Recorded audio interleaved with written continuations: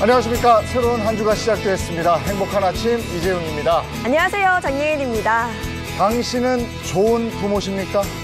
최근에 Bad Fathers and Mothers라는 전시회가 열렸는데요. 어떤 사람이 나쁜 엄마고 어떤 사람이 나쁜 아빠일까요? 거기에 대해서 오늘 고민 좀 해보겠습니다. 잠시 후에 알려드릴게요. 네, 그리고 이유 없이 몸이 아프다면 진먼지 진드기 의심해봐야 하는데요. 만성 질환의 원인이 될 수도 있는 이 진먼지 진드기 제거 비법부터 또 실생활에 유용한 정보들 모아서 전해드리도록 하겠습니다. 월요일 행복한 아침 지금 시작합니다.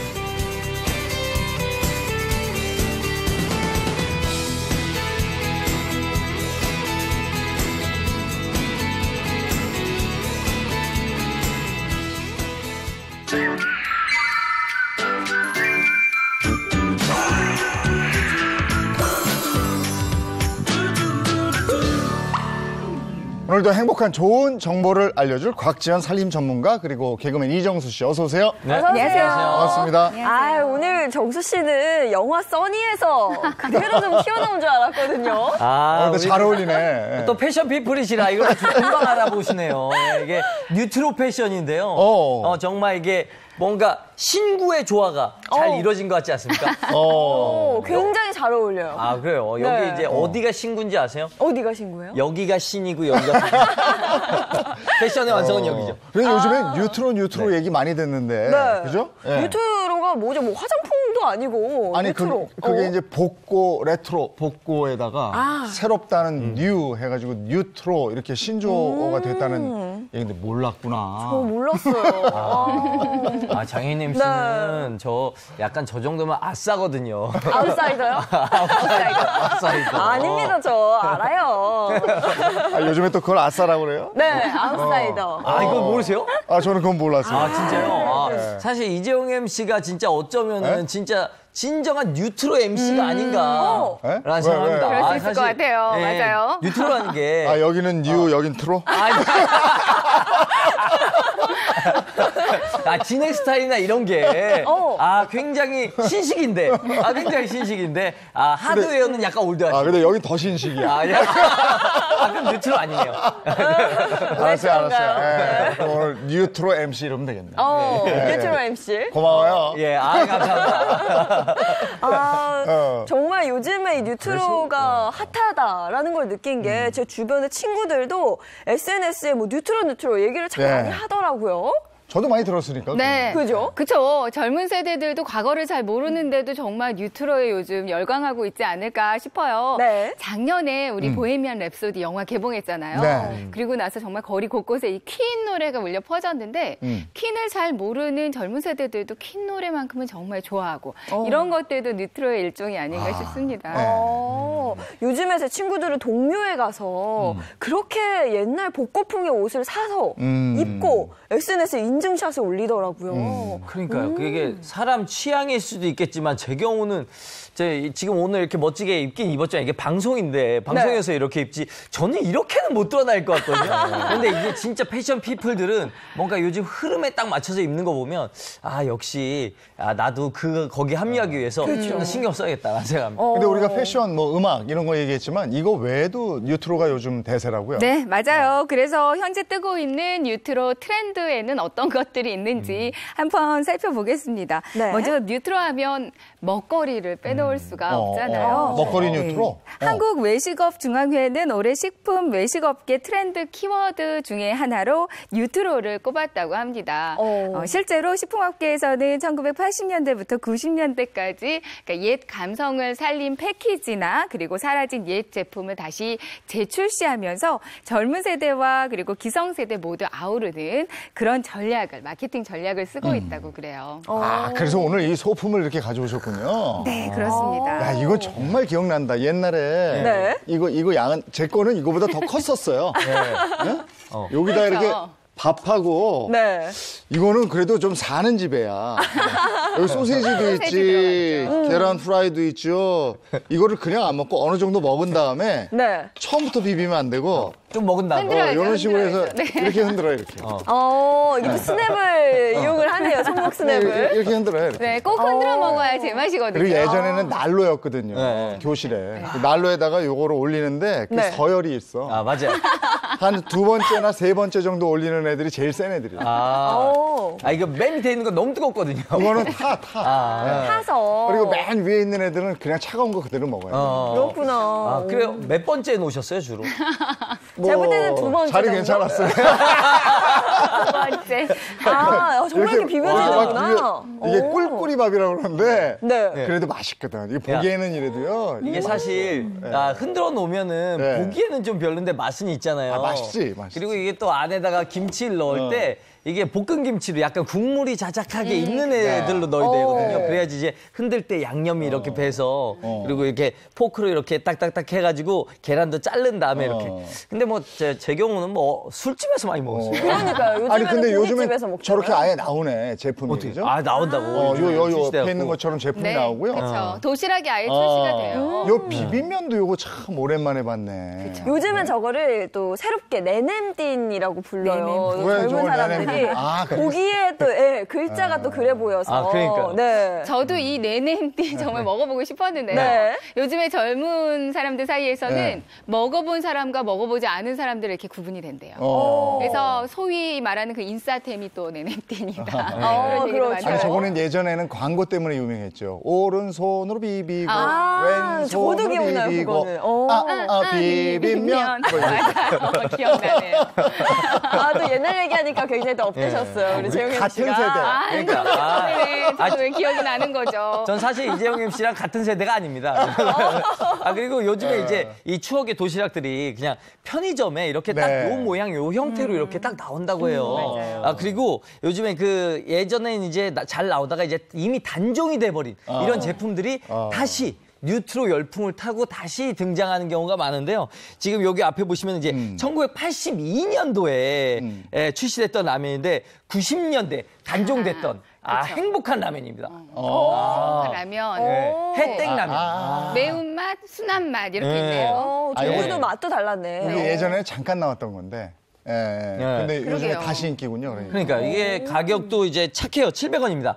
이제 과거에 향수를 막 내면서 저렴한 가격을 네. 이제 등에 업고 20일 만에 와, 750만 개나. 지금 계속 팔고 있습니다. 저도 한번 먹어보고 싶기는 하는데 저는 발견할 수가 없었는데 바로 다 팔렸기 때문에 그러니까 그랬던 거군요. 우리는 예전에 이게 추억의 라면이고 추억의 음식인데 네. 요즘 세대들한테 신제품인 거예요. 그쵸. 그럼요. 그렇게 받아들여질 수 있어요. 그럴 수 있겠네요. 예. 그리고 또 이 빵. 이 빵 이게 우땡빵과 떡 이게 있는데요. 이것도 이제 80년대에 출시가 됐다가 네. 단종된 빵인데 현재 이제 감성으로 재해석돼가지고 다시 재출시가 된 겁니다. 네. 예전에는 요거보다도 전 세대에는 저 초등학교 때는 버터빵 그러니까 솔직히 얘기하면 그때 빠다빵이에요. 빠다빵. 네. 근데 그 안에 이제 하얀 버터가 들어있고 네. 밖에는 구멍이 이렇게 송송송송 좀 나 있었어요. 저 초등학교 때 어렸을 때는 그 10원이었거든. 근데 그 다음에 20원짜리 카스테라가 나왔어요. 이렇게 있죠. 종이로 이렇게 카스테라. 있는. 알아요. 내무나무. 근데 그건 좀 비싸가지고 사는 애들이 먹었죠. 이게 좀 시대별로 있어요. 저는 아이스크림도. 그때 캐릭터빵. 캐릭터빵. 그 안에 너무- 스티커가 너무 있어서 신세대신데요. 그 스티커를 모으려고 빵을 샀거든요. 그거는 앞으로 이제 예인 맞아요. MC가 한 10년 더 사시면은 다시 컴백할 것 같아요. 그렇군요. 안에 뭐 크림도 많아졌죠. 예, 크림도 많았어요. 이 우땡빵 같은 경우 예전에 우유 커스터드 크림이 들어있었는데 지금은 더 이제 증량이 돼서 네. 과거의 기술력, 기술 느낌과 그리고 현대 더 좋은 네. 것들을 더 많이 첨가해서 뉴트로를 만들어낸 거죠. 근데 이 음료도 그렇다는 거예요, 지금? 예. 이 음료, 업그레이드 되나 음료도 요 배, 요거 오랜만에 봤다. 요것도 장난 아니거든요. 이 8, 90년대 이제 단종됐던 음료들이 다시 열풍을 타고 귀환했습니다. 이 배음료, 이거 배를 가른 거거든요. 맛있어, 이거. 그때 숙취 때문에 많이 드시지 아니, 않으셨어요? 이거 저 한잔 하고 나면 이거 시원하게 좋았죠. 좋아요. 근데 요즘에도 이게 숙취에 좀 도움이 도움이 된다고 이게 또 다시 열풍이 또 네. 불고 있습니다. 맞아요. 그리고 또 옆에 보시면은 요거 이제 오렌지인데 그 당시에 한창 유행했던 그 유행어가 그거였잖아요. 따봉. 따봉! 이것도 저 광고 때문에 그렇지. 국민 유행어였지 네. 모르는 사람 네. 없잖아요. 뭐든지 최고다 이러면 따봉. 따봉. 당시에 광고를 지금 다시 돌려보면은 너무 네. 웃긴 게 당시에 이렇게 되게 신중하게 진지하게 오렌지 이렇게 보고 있다가 그분이 따봉 이렇게 하면 갑자기 막 네. 맞아, 그랬어요. 그렇게 난리가. 지금 보면 되게 웃길 수도 있는 보고 거구나. 싶네요. 네. 그랬군요. 기억하시는 분들 많으실 것 같아요. 네. 맞아, 네. 맞아. 그때 그렇죠, 그랬지. 그렇죠. 그래갖고 1989년도 이후에 30년 만에 다시 이렇게 또 출시가 됐습니다. 네.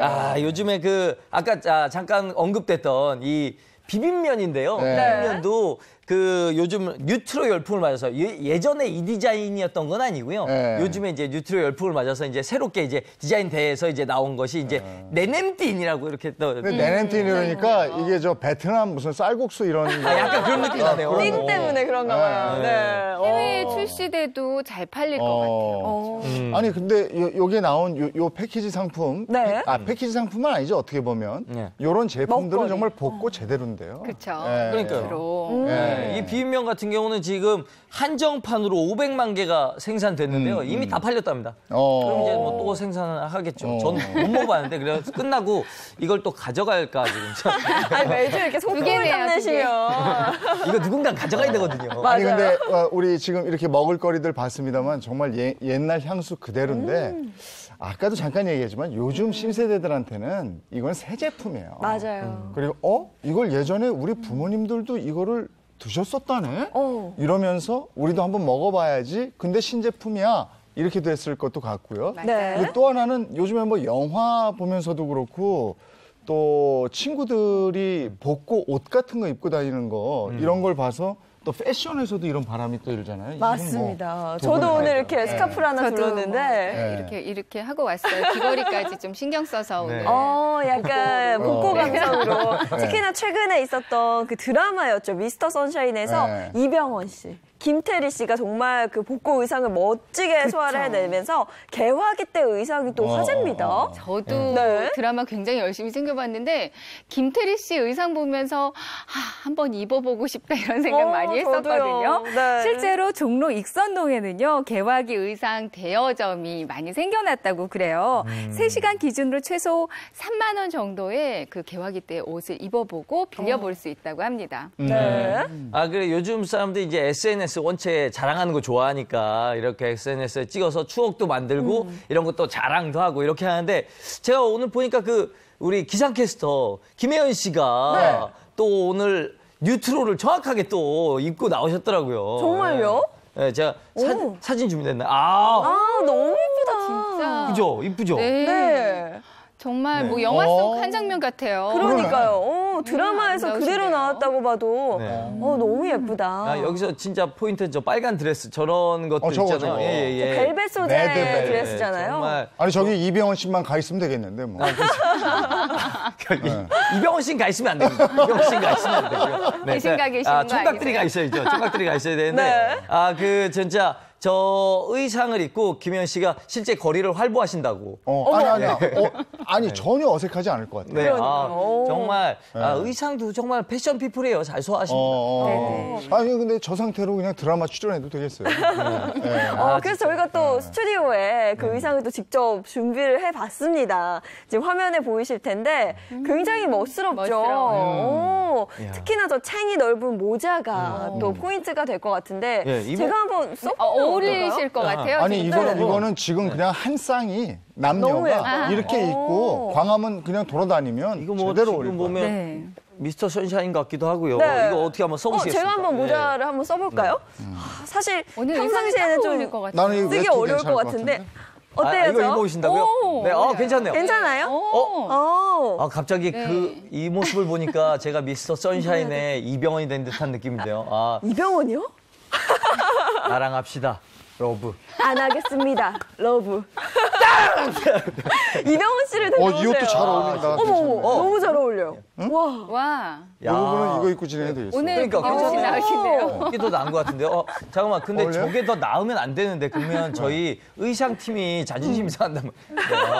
어때요, 저희? 괜찮다. 좀 복고 분위기가, 개화기 분위기가 물씬 나나요? 인증샷 진짜? 한번 이렇게 찍어드리고 싶어요. 네. 아, 근데 확실히 그런 느낌은 존재하네요. 그 장애인 MC 같은 경우는 네. 확실히 뉴트로 같고요. 예. 네. 지영 MC 레트로. 같은 경우는 재용 MC는. 그냥 레트로 같은 느낌은 좀 있네요. 아니 그래서 네.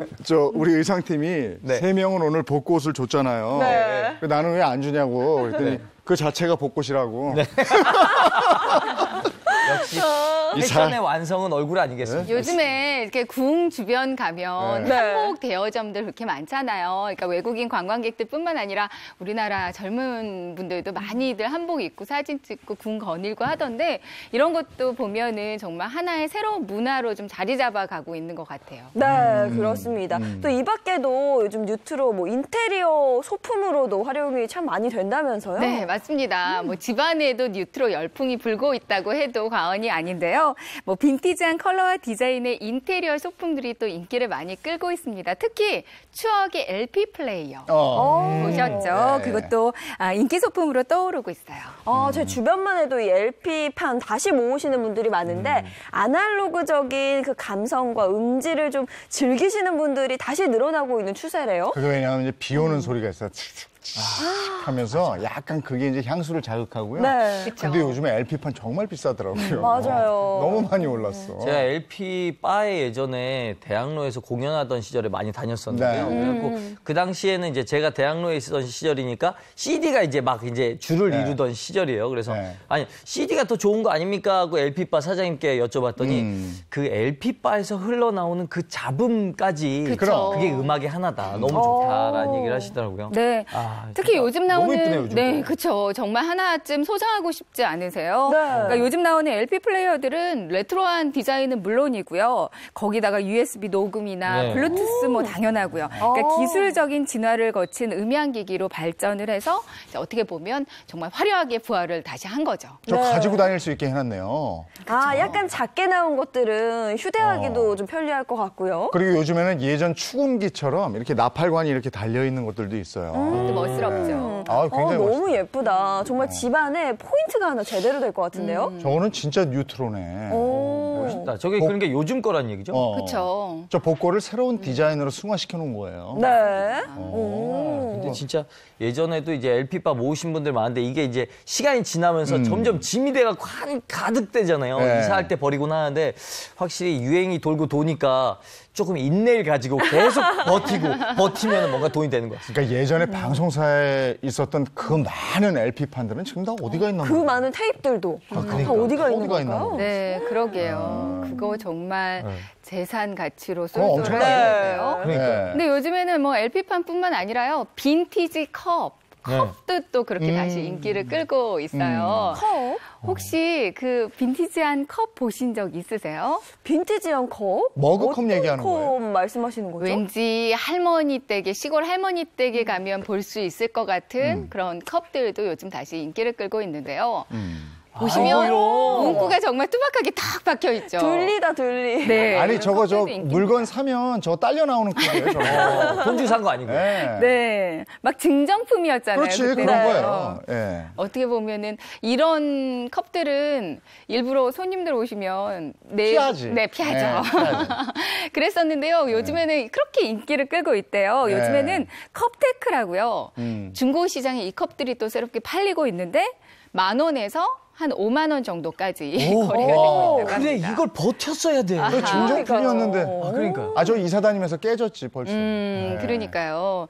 그리고 또 네. 심지어 그 88 올림픽 기념으로 나온 컵들도 있어요. 아까 그거 그때 호돌이 컵이요? 호돌이 컵. 와, 네, 이거야. 이거구나. 맞아요.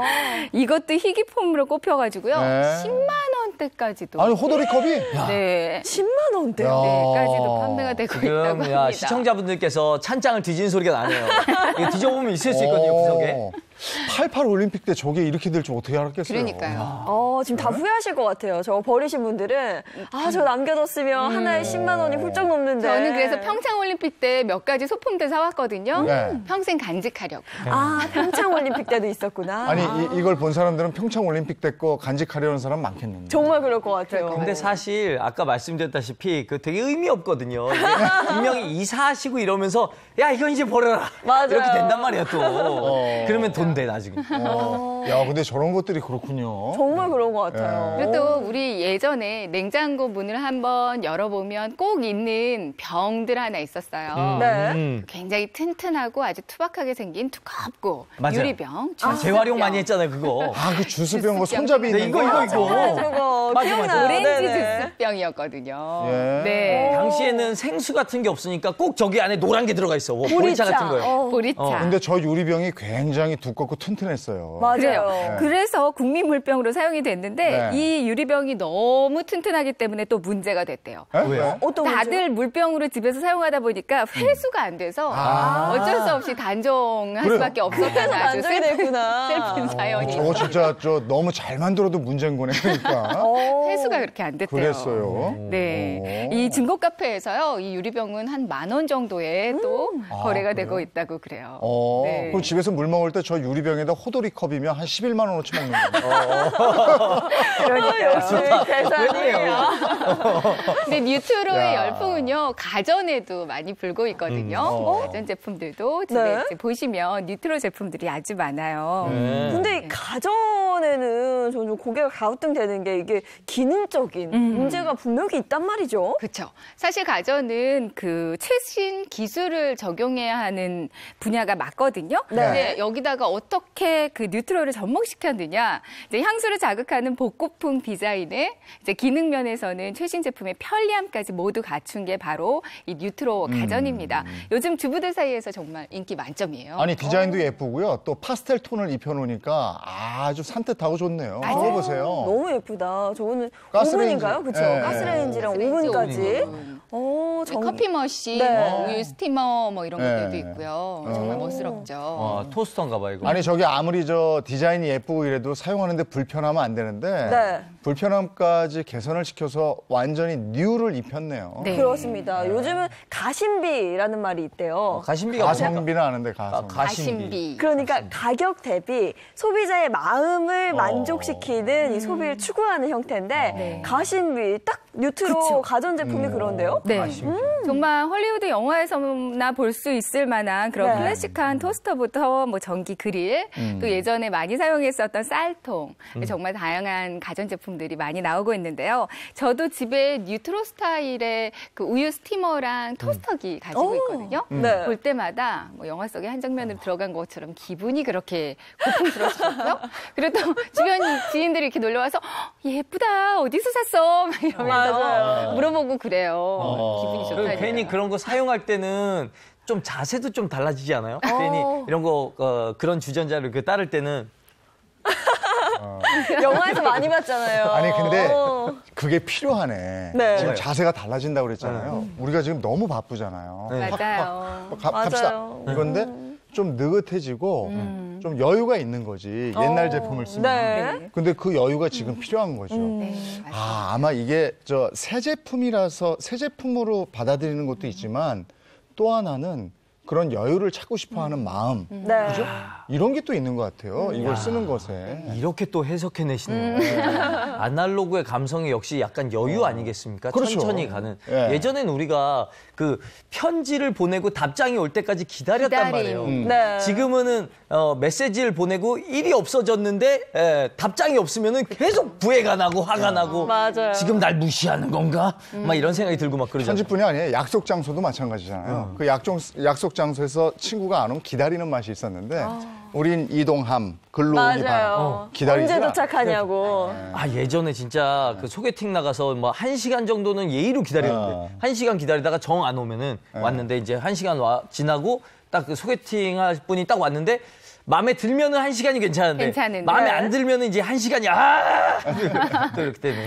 근데 맞아요. 옛날 걸 그대로만 그냥 했으면 아 이거 구닥다리야 했을 텐데 요즘 트렌드에 맞게 새로운 해석으로 입혀놓으니까 네. 요즘 젊은 감각으로 받아들이는 것 같아요. 네, 그게 바로 뉴트로인데요. 네. 젊은 감각에 또 예전의 추억, 그 향수까지 불러일으키면서 정말 이슈가 많이 되고 있는 것 같습니다.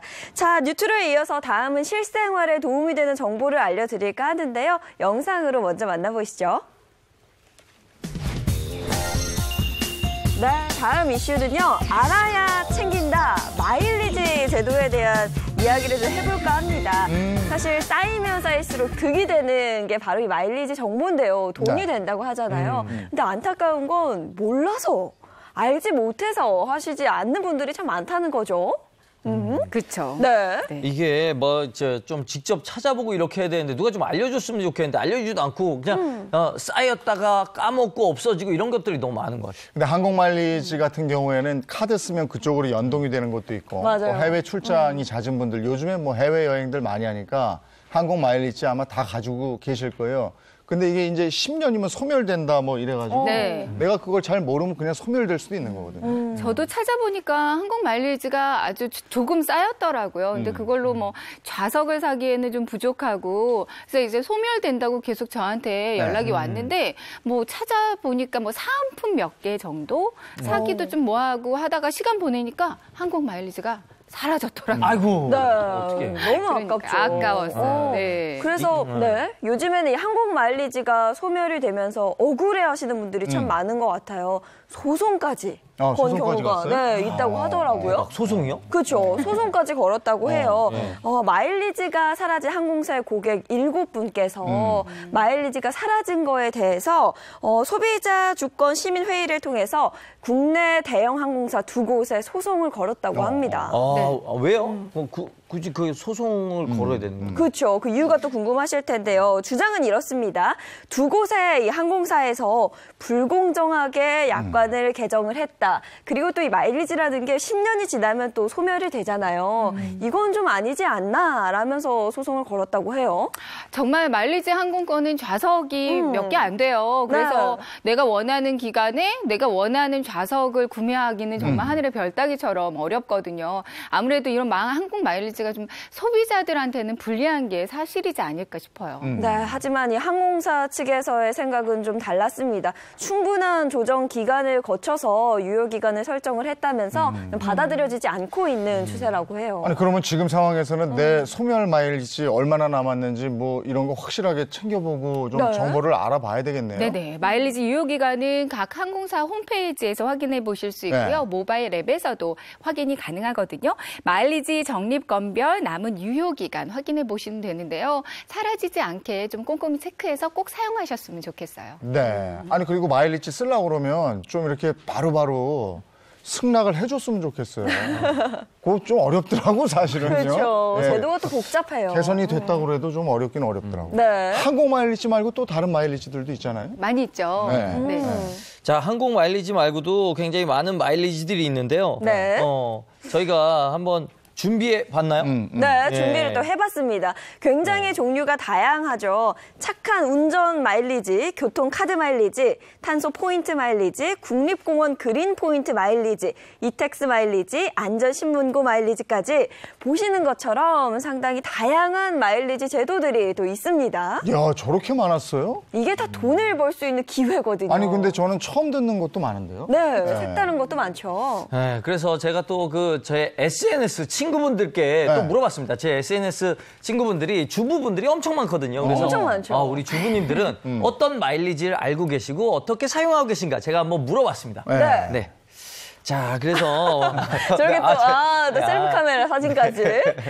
좋네요. 네, 요즘 착한 운전 마일리지, 에코 마일리지처럼 용도 많거든요. 네, 탄소 포인트제. 에코 마일리지 쓰고 오. 있고요. 승용차 마일리지, 마일리지. 예, 착한 운전 마일리지. 오, 진짜 많이 쓰시네요. 동네 슈퍼마켓에서 마일리지요. 네. 이런 것도 다른 마일리지에 비해 더 많이 준 행복 마일리지 사용. 행복 마일리지는 뭐예요? 뭐 마음에 따라서 하는 건가?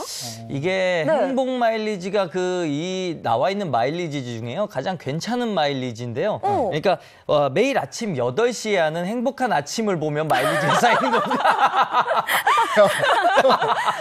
이거 좋다, 이거 좋아. 좋죠? 행복 마일리지 괜찮은데요? 예, 제가 이게 행복 마일리지를 제 SNS를 통해서 계속 쌓아드리고 있거든요. 네. 그래서 제가 이렇게 SNS를 통해서 행복한 아침 많이 홍보하고 있으니까 우리 제작진도 저에게 뭐 어떤 마일리지를 좀 줬으면 좋겠습니다. 그래가지고 좀 이거 제대로 홍보대사 하고 계시네요. 제작진 마일리지를 저에게 주셔서 제가 편집권과 출연권 뭐 이런 거를 제가 다음 회의 때 와가지고 네. 얘기를 한번 해봐요. 네, 알겠습니다. 제가 이제 저 자리에 앉게. SNS 팔로워분들이 뭐 다양한 마일리지들 사용하고 계신 것 같아서요. 제가 몇 개만 또 소개를 해드릴게요. 네. 먼저 그 착한 운전, 아까 착한 네. 운전 마일리지가 있었죠. 그 착한 운전 마일리지를 쓰고 계신 분들, 알고 계신 분들도 꽤 많으시던데요. 운전자가 신청일로부터 1년 동안 무위반, 무사고를 신청하면 10점이 적립되는 마일리지 제도입니다. 무사고 시에? 네. 야, 전 무사고인데 이 마일리지를 그 돈으로 바로 바꿀 수 있나요? 저 계속 무사고였거든요. 그러니까 착한 운전 마일리지는 네. 본의 아니게 사고를 내거나 법규를 위반했을 때 벌점이나 면허 정지 일수를 감경받는데 이 마일리지를 사용해 보실 수가 있어요. 그럼 좀 그것도 애매하나요? 저는 법규 위반도 안 하고 전 사고도 안 내고 막 이런 사람이거든요. 아니 근데 네. 이런 자신감이 어떤 땐 또 위험할 수도 맞아요. 있어요. 그러니까 언제 어떻게 될지 모르니까 쌓아놓으면 일단 좋죠. 뭐. 그렇군요. 네, 신청하실 때는요, 신분증을 가지고 경찰서 가셔도 되고, 지구대 가셔도 되고요. 아니면 파출소, 경찰청 교통민원 24시 그 홈페이지에 접속하셔서 거기서 신청하셔도 간단하게 끊으실 수 있습니다. 저도 평소에 운전을 많이 하거든요. 운전하시는 분들은 반드시 챙겨봐야 할 마일리지가 아닌가 싶고요. 그리고 최근에는 워낙 이제 환경을 생각하는 움직임이 많잖아요. 네. 환경 관련해서도 마일리지가 또 많다면서요? 탄소 포인트제라고 들어보셨는지 모르겠어요. 네. 정부가 온실가스 감축과 저탄소 녹색 성장에 대한 시민 의식을 확대해 보자 이렇게 해서 도입한 제도인데요. 네. 이게 그 제 SNS 분들도 사용하고 있는 포인트제네요. 네, 그렇습니다. 서울시에서는 에코 마일리지 홈페이지 사용하시면 돼요. 네. 구청과 주민센터 홈페이지 이용하셔서 이제 신청하시면 됩니다. 네. 포인트를 쌓는 방법도 좀 자세히 알려주실 수 있을까요? 네네. 포인트를 쌓기 위해서는요. 네. 아무래도 여러 가지 에너지를 감축하시면 돼요. 네. 에너지를 아껴 쓴다고 생각하시면 되는데요. 뭐 전기나 가스나 뭐 난방이나 여러 가지 이제 관리비에서 사용되는 여러 가지 에너지들이 있죠. 이런 것들을 이제 아껴서 사용하시면 마일리지가 그냥 점점점 쌓아 보실 수가 있는데요. 네. 저도 보니까 신청을 지난 2010년도에 신청을 했더라고요. 정말요? 그래서 한번 이번에 확인을 해봤더니 무려 5만 원이나 우와. 네, 쌓여 우와. 있었습니다. 저게 제 마일리지거든요. 네. 네네. 많이 쌓아두셨네요. 네네. 그러니까 많죠. 이게 이제 절약이 5에서 10% 미만은 10,000포인트, 그러니까 10,000원이고요. 10에서 15% 미만은 3만 포인트, 그래서 3만 원. 네. 15% 이상 절약을 하면 5만 포인트, 그러니까 5만 원인데 곽지연 씨는 그러니까 15% 이렇게 했네. 네. 15% 이상 절약을 한 거예요. 네, 이렇게 포인트를 쌓아서요. 이제 사용을 하시면 되는데요. 네. 사용하실 때는 일단은 에코 마일리지 홈페이지에 들어가시면 사용처가 이렇게 나오거든요. 네. 그중에서 선택하시면 됩니다. 그러니까 지구 온난화를 막아주는 나무를 기부하실 수도 있고요. 또 현금으로 바꿔서 사용하실 수도 있고 지방세를 낸다거나 아니면 아파트 관리비로 사용하실 수도 있고요. 그리고 친환경 제품 살 때 카드 포인트로도 사용하실 수가 있는데요. 저는 재래시장을 좀 자주 가는 편이라서 재래시장 상품권으로도 신청할 수가 있더라고요. 그래서 그걸로 신청해 준 상태예요. 이걸 현찰처럼 쓸 수 있는 거구나. 그러니까요. 이것처럼 사용하셔도 괜찮습니다. 이거 사실 곽사부님께서 몰랐거든요. 그래 이번에 우리 프로그램 때문에 작가분이 얘기해줘가지고 찾아보니까 5만 원이 나온 거란 말이에요. 네, 그럼 맞아요. 반띵해야 되는 거 아닙니까? 이걸 찾아봐야 되겠네. 네, 충분히 그러니까요. 기부할 수 있습니다. 그럼 이거 어디서 가입해야 됩니까? 네, 구청과 주민센터 에코 마일리지 홈페이지를 통해서 이제 가입을 하시면 되겠어요. 네. 이제 매일 샤워 시간을 1분을 줄이면 이제 수도 사용량을 줄일 수 있잖아요. 네. 그 냉방할 때, 난방할 때 이제 온도를 한 2도씩만 낮추거나 높여도 또 에너지 줄일 수가 있고요. 플라스틱은 재활용하시고요. 그리고 네. 자동차 공회전 5분만 줄여도 에너지 사용량을 또 줄이고 마일리지는 계속 쌓이고 이렇게 일석이조의 효과를 보실 수 있습니다. 예. 이게 포인트를 쌓는 방법이군요. 네. 환경 마일리지 제도는 이거 말고는 또 없나요? 네. 탄소 마일리지 제라. 또 있어요. 네, 네. 국립공원 그린 포인트라고요. 이제 국립공원 내에 버려진 쓰레기를 그냥 버리지 않고 내가 모아온다. 그럼 또 마일리지가 올라가는 그런 네. 제도가 와, 이거 있어요. 너무 좋다. 오. 네. 쓰레기를 주워오면요. 탐방 지원센터에서 무게를 측정하거든요. 네. 그리고 나서 이제 포인트를 적립해 줍니다. 아. 쓰레기 1g당 2포인트. 그러니까 금액으로는 2원이다. 이렇게 생각하시면 되겠어요. 네. 야, 이거 좋네. 이게 그린 포인트라는 거거든요. 이거 사용법이 또 있겠죠. 네, 그렇죠. 이걸로 부자 되시겠다 하시는 분들도 계실 수 있는데. 그렇겠다. 이거 환경도 살리고 산도 깨끗이 하고 이러면서 난 부자 되고 쓰레기 다 주우면 되잖아요. 네. 그럼 너무 좋은데요. 네. 이렇게 부자 되시기는 조금 어려울 수 있는 게 네. 이게 1인 1일 최대 적립 기준이 있어요. 아, 그래요? 네, 최대 1kg이거든요. 네. 1000g. 그래서 2,000원이 최대 금액입니다. 아, 그래요? 네네네. 아니 그러면 저 이거 이용해서 네. 야영 시설 이용하고 뭐 여러 가지로 혜택이 있으니까 사용하면 좋겠네. 그쵸. 산에 가는 거 좋아하시는 분들. 네. 공원 주차비도 낼 수 있고요. 네. 그러니까 야영장 같은 시설 네. 이용하실 때 사용하시면 되는데 이정원 아나운서가 정말 산에 가시는 거 좋아하시잖아요. 네, 네. 유용하게 사용하실 수 있을 것 그러게 그러면 되겠어요. 네. 차곡차곡 큰 돈은 아니겠지만 네, 알뜰하게 쓸 수 있을 것 같습니다. 그런 재미가 또 있거든. 네. 예. 이거 말고 또 세금 관련해서 또 마일리지가 있다면서요? 네, 아마 이거는 알고 계신 분들 많으실 것 같은데요. 이택스 마일리지, 세금 낼 때마다 이제 마일리지가 쌓이는데요. 서울 시민들한테 해당되는 마일리지 제도예요. 전자고지서를 신청한 뒤에 그 다음에 세금을 온라인으로 납부를 한다. 그럼 납부할 때마다 500원씩 적립해주는 제도입니다. 아, 야, 적은 금액 같은 것도 이런 게 쌓이면 적지 않은 금액이거든요. 그렇죠. 알뜰 주부들이 이거 활용하면 참 좋을 것 같은데 신청은 어떻게 합니까? 네, 서울시 이택스 홈페이지 들어가셔서 신청하시면 되는데요. 그냥 공인인증서만 깔려 있으면 신청이 쉽거든요. 저도 한번 해봤는데 어렵지 않더라고요. 아, 그리고 요즘엔 좀 낮았나 봐요. 예전에는 공인인증서 발급도 어려웠고 뭐 되게 어려워가지고 맞아요. 복잡했죠. 열받아서 가입을 못했던 경우가 되게 많아요. 들어갔다 포기하는 경우가 많은데 네. 이런 정보들은 정말 꼼꼼히 챙겨볼 필요가 있을 것 같아요. 네, 정말 돈이 되는 정보니까요. 마일리지 정보들 꼭 좀 챙겨보시면 좋을 것 같습니다. 자, 이렇게 오늘 뭐 최신 트렌드인 뉴트로 열풍부터 마일리지까지 살펴봤는데요. 또 실생활에 도움이 되는 세 번째 정보는 뭘지 바로 공개합니다. 네, 한눈에 보는 이슈 세 번째는요. 진먼지 진드기 잡는 침구 청소법입니다. 저희가 오프닝에도 살짝 말씀을 드렸죠. 이 진먼지 진드기가 만성 질환의 또 원인이 될 수 있다고 하는데요. 자세한 내용은 화면으로 먼저 살펴보시죠.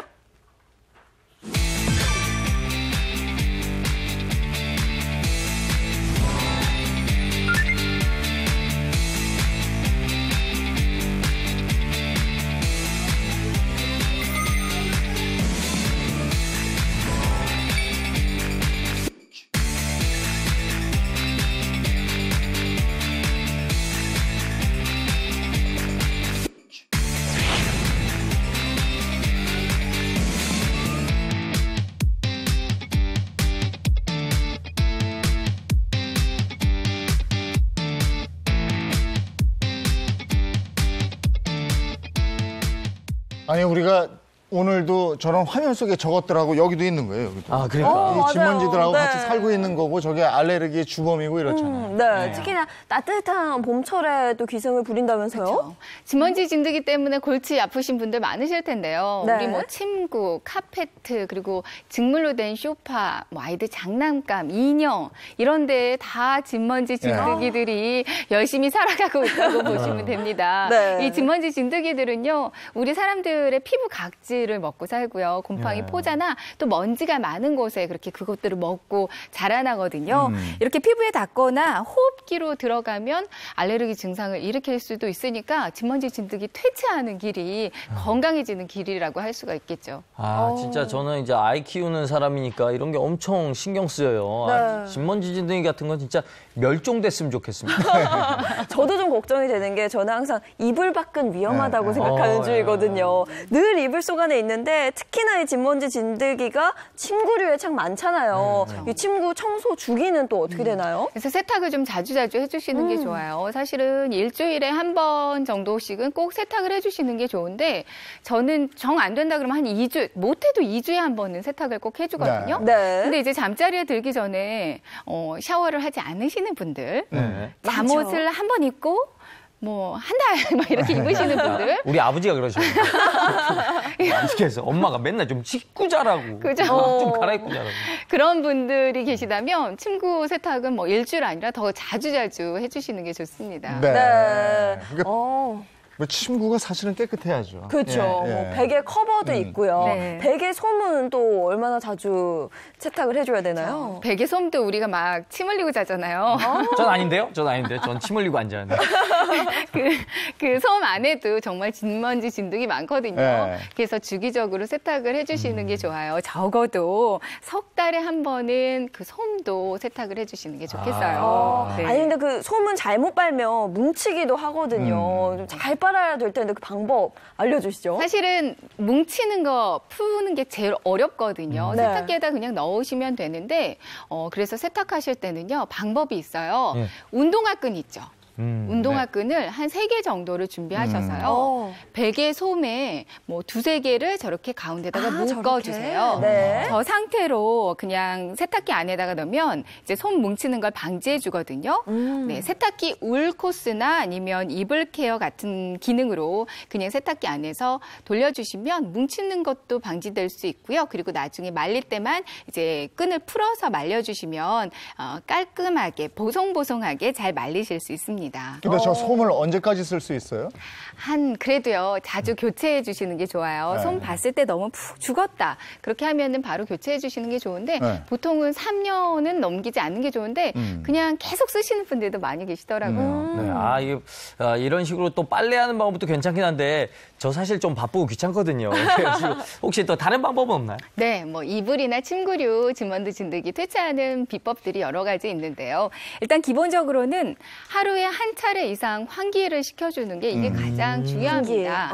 네, 자고 일어나시면 반드시 창문 열고 환기해 주시고요. 네. 그때 이불도 한번 이렇게 조금 정돈을 한번 해주세요. 그러면서 진먼지 진드기가 조금 빠져나가는 효과도 있거든요.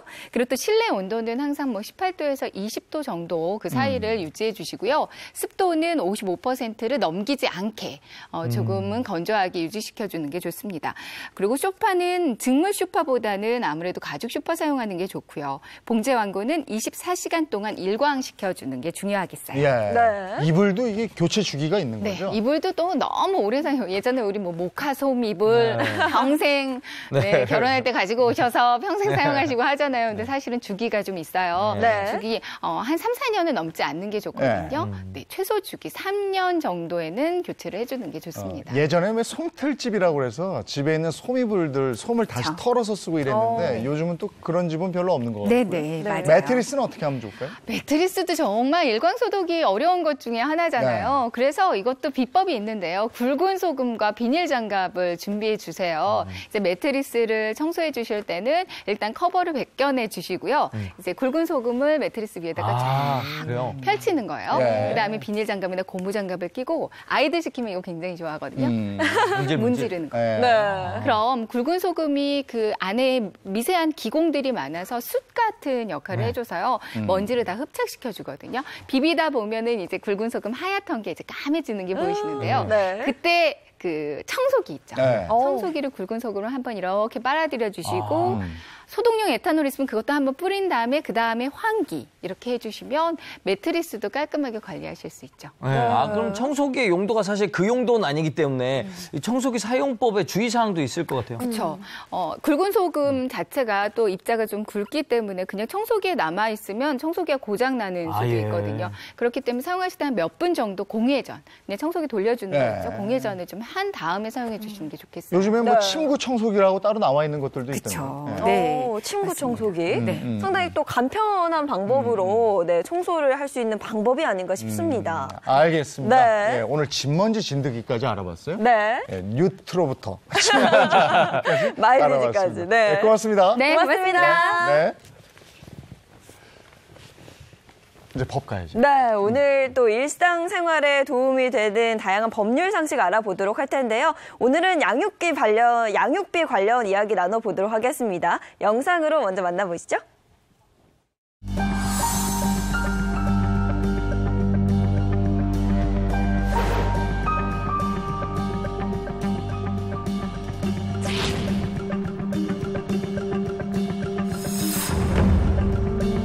양육비 자체가 아동학대이 분명하다고 생각을 하고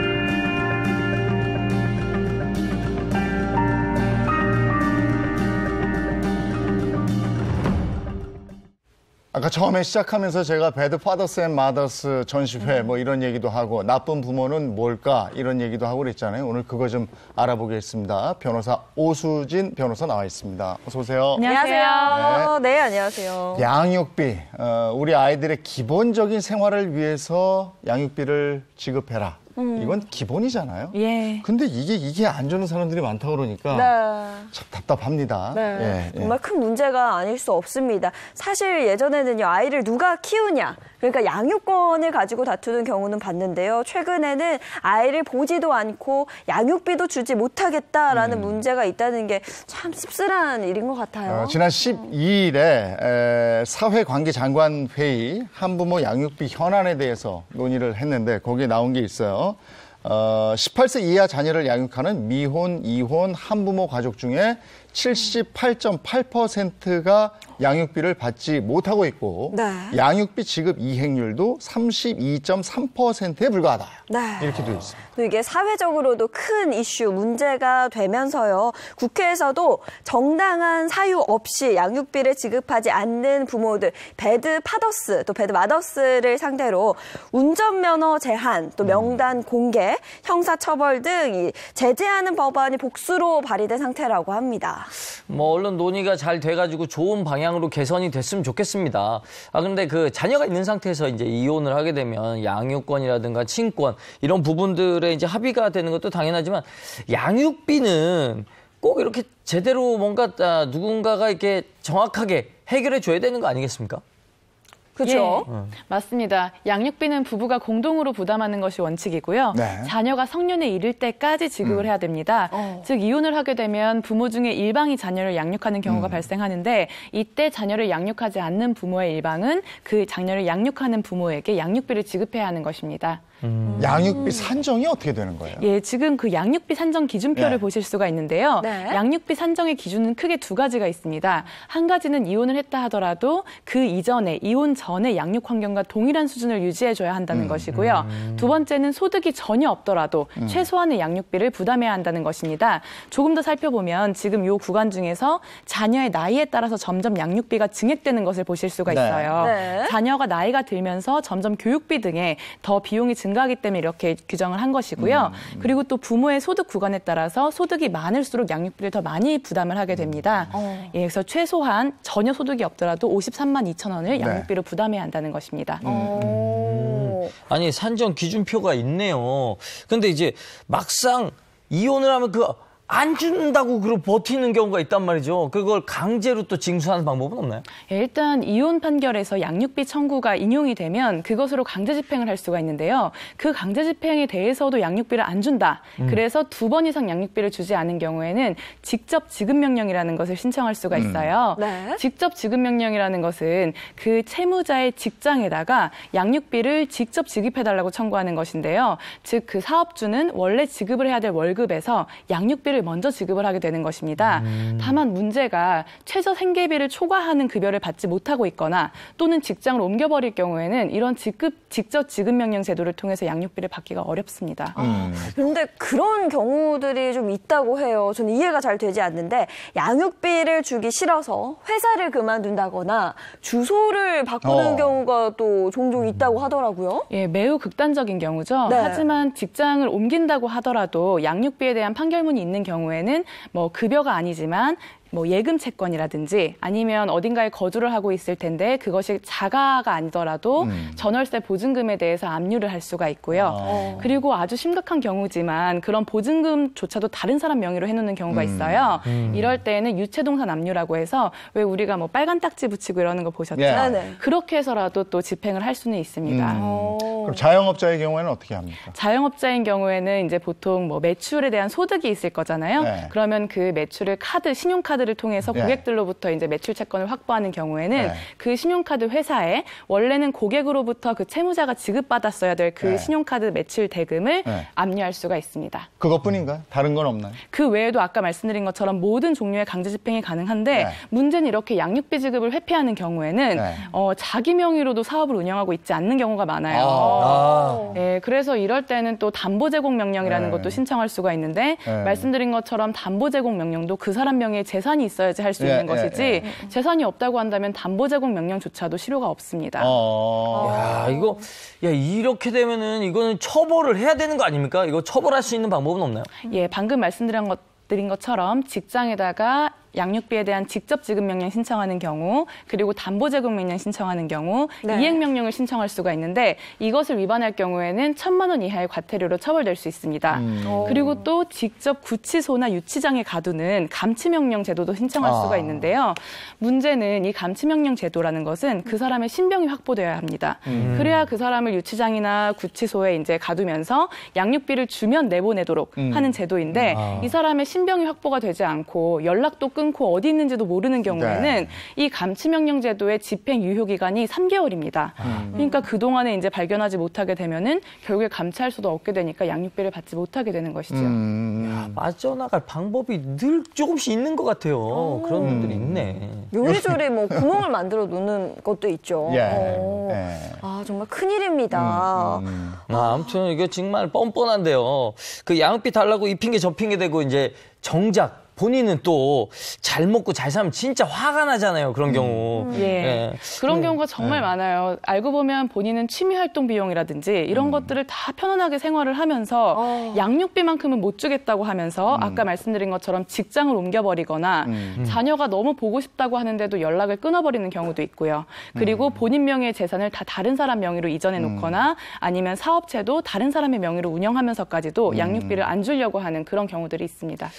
다른 나라는 어때요? 다른 나라는 양육비 이렇게 안 주고 그러면 어떻게 해요? 예, 다른 나라 같은 경우에는 일단 미국부터 살펴보면 여권, 출국을 금지하거나 아니면 운전면허를 이제 정지하는 등으로 해서 실효성 있는 제재를 하고 있고요.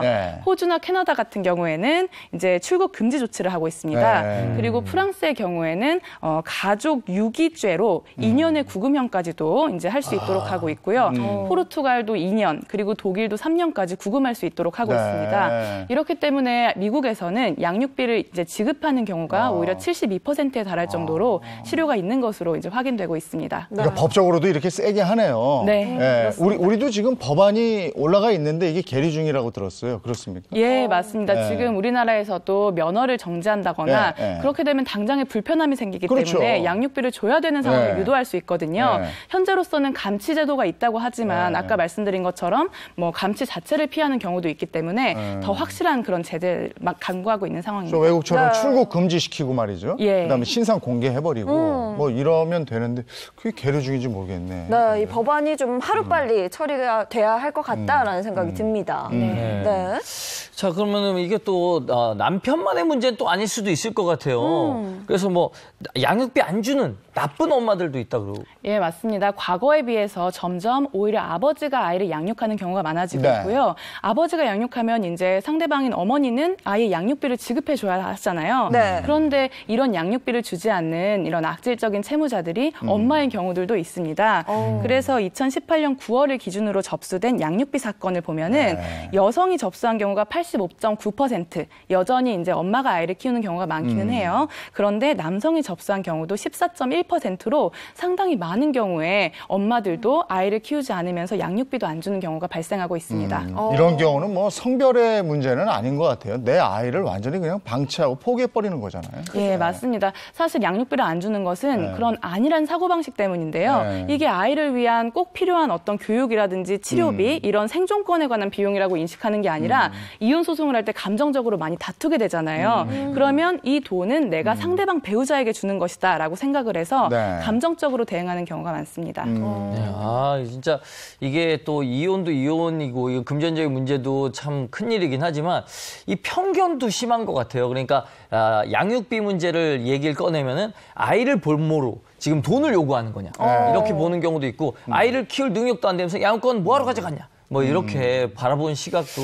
고쳐져야 될 것 같습니다. 아니 그런 면 때문에 그동안 큰 소리를 못 내고 있었죠. 그리고 그런 면 때문에 그런 것도 있었지만 당장 아이 데리고 먹고 살기 바빠서 양육비 주는 사람도 없으니까 그래서 살기 바빠서 아무 목소리를 못 내고 있었는데 이제 최근에는 양육비 해결 모임이라고 그래서요. 양육비에 대해서 이제 목소리를 내는 그런 모임이 생겼어요. 네, 또 이 단체에서는 이 양육비를 주지 않는 부모의 신상 정보를 공개를 하는 사이트 배드 파더스를 운영을 하고 있는데요. 지난해 11월 24일부터는 서울역에서 이 나쁜 당신들 사진전을 또 열었다고 해요. 그래서 양육비를 주지 않는 나쁜 아빠와 또 나쁜 엄마들의 사진을 공개하기 시작을 했습니다. 지난 1월 1일에는요, 청와대 앞에서 양육비를 지급하지 않아 이 배드 파더스 사이트에 등록된 남성 230명, 또 여성 23명의 얼굴과 신상을 공개한 사진전을 열기도 했습니다.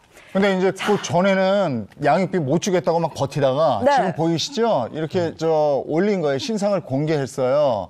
그랬더니 신상 공개하고 나니까 사진 내려달라고 이제는 내겠다고. 돈을 주겠다고. 뭡니까 이게? 야, 이게 또 창피를 당하니까 준다 그러고 이러면 안 되는데.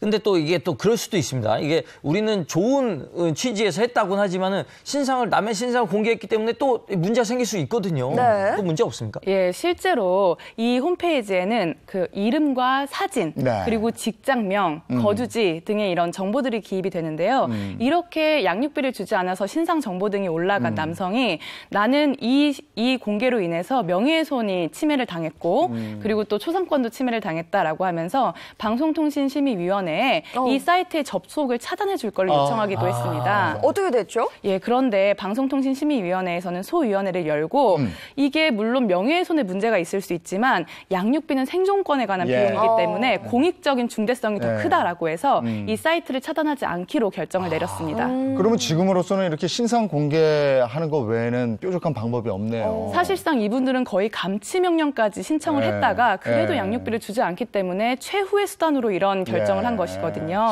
이런 양육비 관련 사례들이 꽤 있죠. 예, 굉장히 많은데요. 그 중에 하나만 소개해드리겠습니다. 네. A 씨와 B 씨는 연인 관계였는데요. 이 중에 여자친구였던 A 씨가 임신을 하게 되었습니다. 아이고 임신, 성격이 급하시네. 그래서 어떻게 두 분이 결혼하셨습니까? 아, 너무 안타깝게도 네. B 씨는 다른 여성과 결혼을 하게 됐고요. 아이고. 예, A 씨 혼자서 아이를 키우게 되었습니다. 네. 이거 너무한 거 아닌가요? 사랑하는 사람이 아이를 가졌는데 다른 사람과 결혼했다는 거죠? 예, 맞습니다. A 씨는 굉장히 꿋꿋하게 닥치는 대로 일을 하면서 아이를 키웠는데요. 이를테면 보험 설계사로도 일을 하면서 또 야간에는 호프집, 서빙 알바까지 하면서 정말 꿋꿋하고 열심히 홀로 아이를 잘 양육을 했습니다. 힘든 상황인데도 아주 열심히 살았네요. 대단하시네요. 그런데 정말 하늘도 무심하시다는 표현이 딱 맞는 것이 이 A 씨가 자궁암에 걸렸어요. 아이고. 그렇다 보니까 이제는 더 이상 홀로 아이를 양육하기 위해서 이제 네. 병원도 있다 보니 네. 일을 할 수가 없게 된 것이죠. 그래서 결국에는 지금까지 자신과 아이를 방치했던 B 씨를 상대로 양육비를 청구하게 되었습니다. 야, 아니 여자친구가 그 자신의 아이까지 가져오는데 심지어 그렇게 고생하다가 자궁암까지 걸렸는데 양육비 마저 안 주고 있는 겁니까? 예, B 씨는 심지어 이 양육비 청구 소송에서도 자기는 양육비를 줄 수 없다고 버텼는데요. 그 이유가 양육비는 장래 양육비도 청구할 수가 있고 과거의 양육비도 청구할 수가 있어요. 네. 그런데 B 씨는 과거의 양육비도 일단 채권은 채권이니 소멸시효가 지났다라고 주장을 했던 것입니다. 그래서 심지어는 뭐 전부 지급을 안 하겠다고도 얘기하면서도 적어도 소멸시효가 지난 그 양육비에 대해서는 지급을 할 수 없다라고 임의적인 주장을 하면서 버텼습니다. 아, 정말 뭐 뻔뻔하네요. 네. 그래서 최종 판결 어떻게 됐나요? 예, 법원은 양육비라는 것은 이렇게 부부가 협의가 되지 않으면 법원이 재산 상황이나 소득 수준을 고려해서 이제 법원이 정하게 되는데 법원이 그렇게 정하지 않은 상태이기 때문에 양육비 채권이 확정이 안 됐고 그렇다면 소멸시효도 도과되지 않았다라고 판결을 하면서 남성이 여성에게 5,500만 원을 과거의 양육비로 지급하고 그에 대해서 민사상 연 5%의 지연 손해금도 같이 지급하라라는 판결을 내렸습니다. 이 마땅한 결과가 나온 거네요. 그렇죠. 양육비 반드시 지급해야죠. 그래서 이제 자녀가 어린 시기에 이혼을 하게 될 경우에는 자녀의 나이가 증가되는 거에 따라서 장래 양육비까지 청구를 하는데 이 경우는 이미 홀로 이 여성의 아이를 오랫동안 키웠어요. 그러니까 그 과거의 양육비를 지급하도록 하는 판결이 선고된 것입니다. 하긴 내 아이잖아요. 내 아이인데 이걸 이렇게 해서 양육비 안 내고 신상 공개하고 이래야 되고 참 그 아이들 2번, 3번 울리는 일인데 이런 일은 꼭 없었으면 좋겠고 법령이 제대로 좀 정비가 됐으면 하는 바람입니다. 네. 오늘 고맙습니다. 고맙습니다. 감사합니다. 이번에는 날씨 알아볼까요? 네, 야외 현장 연결해서 바로 알아보도록 하겠습니다. 김혜영 캐스터. 네, 상암동 DDMC 앞에 나와 있습니다. 네, 한 주의 시작인 오늘 좀 맑은 하늘 속에 포근할 걸로 예상이 되고 있는데요. 아침 공기는 또 제법 쌀쌀하더라고요. 네, 그렇습니다. 비가 그치고 구름 한 점 없는 쾌청한 하늘이 반기고 있지만 일시적으로 찬 공기가 들어오면서 부쩍 쌀쌀해졌습니다. 새벽 시간대보다 볼에 닿는 공기는 부드러워졌지만 여전히 평년 수준에는 못 미치고 있는데요. 8시 기준 서울은 4.5도로 평년 수준을 3도 정도 밑돌고 있지만 낮에는 18도까지 껑충 뛰어오르겠습니다. 큰 일교차에 대비해서 입고 벗기 편한 겉옷 챙겨 입고 나오시기 바랍니다. 흐렸던 어제와 달리 오늘은 종일 맑은 하늘이 함께하겠습니다. 미세먼지 농도도 보통 수준으로 공기질도 무난해서 마음껏 야외 활동하실 수 있겠는데요. 다만 대기는 점차 건조해지겠습니다. 이럴 때일수록 방심하지 마시고 화재 사고 일어나지 않도록 꼼꼼히 살피셔야 합니다. 쌀쌀한 아침과 달리 낮엔 맑은 햇살 아래 서울 18도, 강릉, 대전 20도, 대구 22도 등 전국이 20도 안팎까지 올라 포근하겠습니다.